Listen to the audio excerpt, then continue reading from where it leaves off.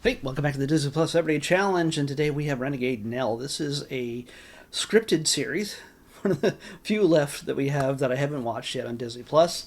It is from 2024. It's one season, 8 episodes, and it's already been canceled. So I'm going to do my best to not spoil anything for you because I really like this series, and I think those who have a, say, interest interest in fantasy, interest in, I know this is going to sound like a stretch, superhero films or superhero stories, or a mixture of those things might find this interesting. Now, there's no spandex. I'm just going to tell you that right now. And it's also set in the early 18th century. So it's like 17. Well, no, she's been gone. Yeah, early, like 1708 or so. It's about a woman named Nell. She's a renegade. Figured that out already. But yeah, it's early 18th century, and we don't know much about her when we first see her. And again, it is. She, when we first meet her, she's just traveling alone through the woods and comes across a hijacking, basically, of a carriage. She's not interested in it. She's just pulled into that situation, and before you know it, every one of those robbers is taken out by her. And it's almost as if she doesn't fully understand how or why is what's happening to her, or why. Yeah. So, it's as basic as I can get. I want to tell you more. I want to tell you more because part of the charm of this is that the setting is very strange. It's a period piece in a sense. It's set in a small village at the beginning of the first episode after we meet her, and small village. It's managed by a magistrate in a bigger town who is a magistrate that's kind of like a top cop kind of thing, who enforces the law in a certain region. And well, he's got kids, basically young adult daughter and son, and the son is a little bit out of control. Kind of like whenever you see those stories where the cop or the politician or whatever it is trying to keep everything under control, and their kid just keeps going out and getting drunk and stealing horses and killing horses or doing the horrible things, and it really makes it difficult for dad to clean up his mess every time he goes out and does this. Well, that's who we have in Charles Devereaux. Just so you know, Louisa Harland plays Nell, and Frank Delane plays Charles Devereaux, and it's the kind of thing where you feel like you've seen some of these actors in smaller parts in different things all over, and it's kind of great. You get to see these people in lead roles, and it's good. It's actually really good. It actually got some really good acclaim, but apparently, according to Disney Plus, it didn't reach certain metrics, which means nobody watched it, or not watched it enough for them to keep it going. Not everything can be the Zombies franchise, or Star Wars, or Marvel, but that's the thing, that early Disney Plus, and I hate to even talk about it, like it only started like 6 years ago. So to say early Disney Plus had a plethora of things that you could choose from, such a great variety, and I've watched more than 2,000 of those things over the years, and we're coming up on 2,100 soon. It's just, it's sad to see that there's the variety of really good storytelling and interesting tales. Again, Willow was from Lucasfilm, and that got wiped away after one season. That was really fun. I enjoyed the series more than I liked the original movie. And I'm a nostalgia 80s guy, but I like the newer version better. Uh, and this definitely set in a specific time that most people will look at and go, "Oh, those people are just dirty, and why is everybody just filthy and poor, and all the rich people wear fluffy curly wigs and makeup? That doesn't interest me. Where are the fast cars and capes and talking raccoons?" It's it's none of that. Yes, there is a certain supernatural element to this, but I will let you, and I highly recommend that if you like fantasy, if you like good versus evil stories, and I have a feeling there's more supernatural stuff coming in later episodes, and I am, even though I'm really bad at catching up on all the things that I want to catch up on Disney Plus, I'm adding this to my thing. What does this minus thing mean? What does that mean?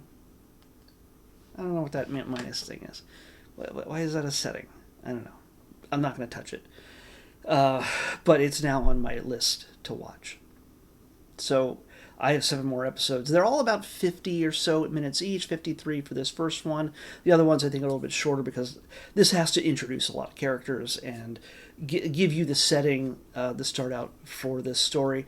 And there are a number of other mysterious characters that we only get a brief introduction to that we will likely learn more about. And I really hope that we get at least a good resolution in a first season of what's happening in the first episode. I really hope, even though I can't imagine that it's going to resolve everything, I hope justice is done, let's say, in this story, because there's a lot of justice to be gotten done in this. But yeah, if you like fantasy, if you like period pieces, you like humor, action, adventure, this is not a pirate tale as I thought. Like when I see the tri-corner hat, I always figure there's, and somebody's kind of rough and tumble looking. I kind of figured it has to be a pirate thing because I'm so used to Jack Sparrow and all the other the British Navy coming after him. Completely wrong. There's no as yet that I've seen in the first episode. There's no piracy at all. They call her a journeywoman in this. A young. Okay, that's something. Don't read that.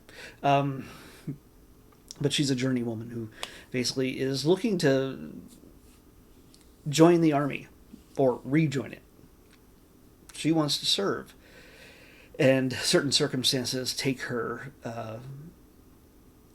bring her back home. So, more than once in this first episode. So it's worthwhile checking out before it just disappears for whatever reason. Only 8 episodes. Other people of note in here, Alice Kremmelberg is Sophia, the sister to Charles. She is a mysterious, silent presence in this, and there is probably more to her character than we realize, or not. Well, I mean, again, we'll see. There's Enyi Okonorio. Well, I'm sorry, dude. I'm really sorry. I'm really sorry. He plays an important role in this. The sisters of Nell are played by Bo Bragson. My eyes are horrible. Bragson plays Roxy, and Florence Keane plays George. Yes, there's a little girl named George in this. So, and the one name that I really know better than anybody else in this, who will be a nice surprise when they make their appearance, is Nick Mohammed. You know him from Ted Lasso. The little guy who went from, towel boy to running a team at one point. Spoilers on Ted Lasso. Sorry, if you've been holding off on Ted Lasso all this time, I'm sorry, but he's an important character in that show, and he plays a very important part in this series. And when you see him, you'll be like, I know that guy. If you've seen Ted Lasso, but he plays a character called Billy Blind. So without ruining anything else, I highly recommend this series. It's just, and again, I've only seen one episode. It could disappoint me 7 episodes later. I have no idea. The most disappointing thing is that it has already come to an end and nobody's picked it up. You gotta. It's frustrating when we have these streaming services. And I realize subscriptions are their bread and butter, how they make their money. Especially when there's no ads and a lot of these things. I remember a time when, like, Netflix was the premier streaming service, more than anybody else that everybody was trying to copy, in a sense. And you could throw anything at them. You could sell a show about a guy who scratches his butt for 22 minutes and they'd buy it. It's just like, oh, well, he's got blue underwear on. Oh, well, that's a hook. People love blue underwear. Like, they would buy anything. And then we get to the point now in the modern day where HBO Max, whatever it's called now, Netflix, Disney Plus, everybody just sort of makes something and then cancels it, or makes it and shelves it for the loss, for the profit. Loss to make a profit. It's confusing for those of us who are not in the business, and I'm sure I'm saying it incorrectly, but it's sad. So, again, I'm going to say it again.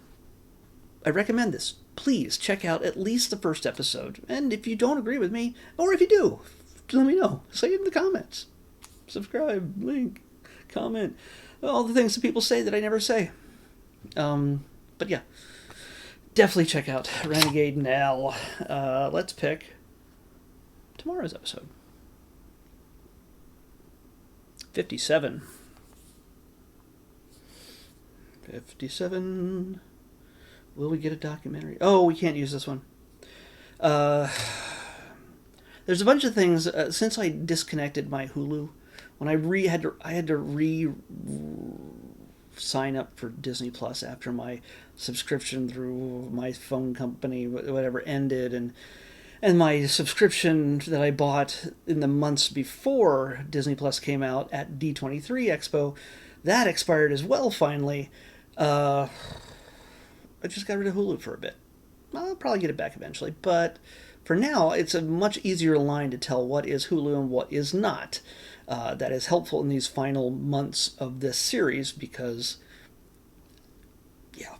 But this is one of those things. 57 was Incredible Northern Vets. I've already blacked it out because when I noticed that one was now a Hulu thing and not a Disney Plus thing, I went through all these things again and saw that these other items were also Hulu. So I'm not doing Hulu things as of yet. That could change in the future. And I'm not doing provided by Hulu, like whatever. I'm not doing that yet. I'm getting through all the core Disney Plus stuff first. So we have to pick another random number. That's a really long way for me to explain I'm picking another number. 32. 32. Ha! Well, okay, this is good. We got another movie. We have very few movies left. But this is one of those movies that has been on Disney Plus and off Disney Plus, back and forth for years now. And there's 3 of these, and we have seen the first one. For their time, there was only 1 and 3, and then 1 and 2, and I don't know what. It was just, I don't know what the rights things are with this movie, but hey, Eddie Murphy's in it. He's the main character. He's Dr. Dolittle 2. Yeah, Dr. Dolittle 2 is what we're watching, and I have already watched that. That's an episode from way back. So yeah, we're going to watch Dr. Dolittle 2. Thankfully, we're getting these in order, even if they're years apart. And we'll hit Dr. Dolittle 3 eventually, I'm sure, in the next few months. But tomorrow is Dr. Dolittle 2 on the Disney Plus Everyday Challenge. I'll see you back here tomorrow with that.